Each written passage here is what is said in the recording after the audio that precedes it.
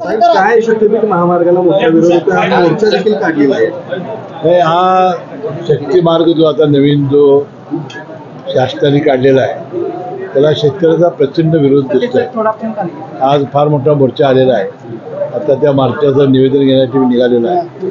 तर मी मुख्यमंत्री महोदय, दोन्ही उपमुख्यमंत्री महोदय यांना उद्याच मंत्रिमंडळाच्या बैठकीमध्ये हा विषय लक्षात आणून देईल आणि हा रस्ता होऊ नये अशी जी शेतकरी मागणी आहे ती त्यांच्या कानावर आहे.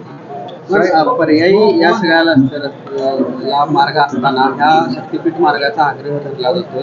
विरोधकांकडून टीका होते. राजू शेट्टी यांनी देखील टीका केली की कंत्राटदारांचं भलं करण्यासाठी हा मार्ग.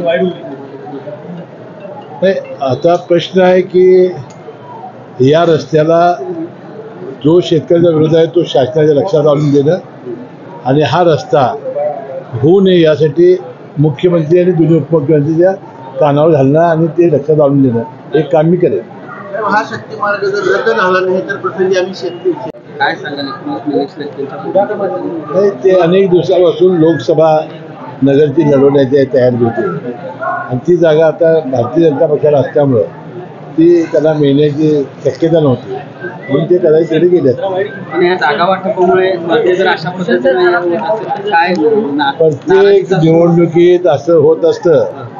माणसं जात असतात, येत असतात, पक्ष तिथंच असतात. जागा वाटपाबद्दल अनेक चर्चा आहेत. 4 आता हा संध्याकाळी उद्या ठरेल. 3 जागा मिळेल म्हणतो. आभार आहे मी तुला, तू 4 म्हणला. AY पाटील वारंवार विरोधात भूमिका मांडताना दिसतात. काल मी समाचार घेतला नाही, मी वस्तुस्थिती सांगितली.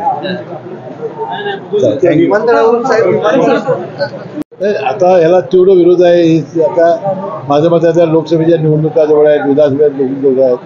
शासनाने यासाठी फेरविचार करावा अशी माझी मागणी आहे. हा जो नवीन काय सांगाल? ते अनेक दिवसापासून लोकसभा नगरची लढवण्याची तयारी होती आणि ती जागा आता भारतीय जनता पक्षाला असल्यामुळं ती त्याला मिळण्याची शक्यता नव्हती म्हणून ते करायला तरी गेले.